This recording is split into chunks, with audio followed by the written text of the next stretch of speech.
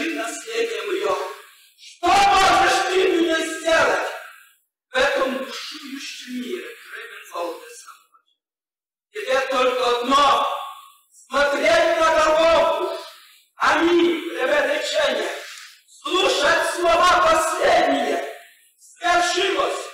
Что делает Он, Иисус, в этой стране?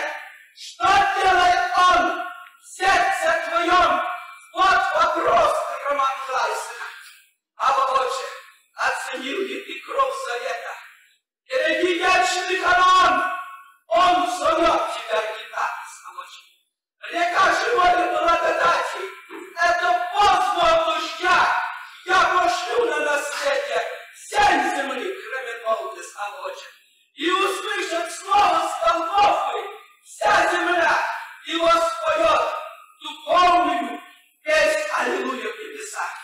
Вот это будет служение, кроме Волги Солочин. Вот это будет воистину понятно всякой душе крепость страдания Иисуса, кроме Лайсена. Имейте Дух Христа. Аминь. Чимene отдам Дух Лайсена. И тогда каждый разумеет, с кем он имеет дело. Кто хочет ныне от тебя Дух Господень помочь. Если ты поставлен на труд, то делай то, что я повелил, Володя, тебе, кроме Голгофы. Не больше, не меньше, не справедливость.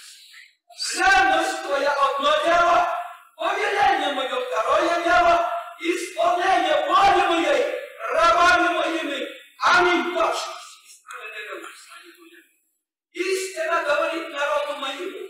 Прислушайтесь. Аминь. Разумейте. Откройте сердца ваши. Аминь. Ибо впереди еще великая буря. Великое сражение. И рабам моим, Володя, я повелеваю прислушаться слову великого и творить мою волю в семене Лаус.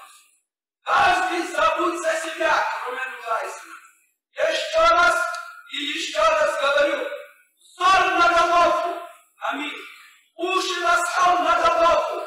Прислушайся слово, что небо свершается с Голгофы точности обочек и подлежит воистину действию Господню. Дабы верных своих благодаря пройдут согласно слову Господню, увести в небеса, аллилуйя, и дабы прославилось от неба святое, как на земле, так в небе. Аминь.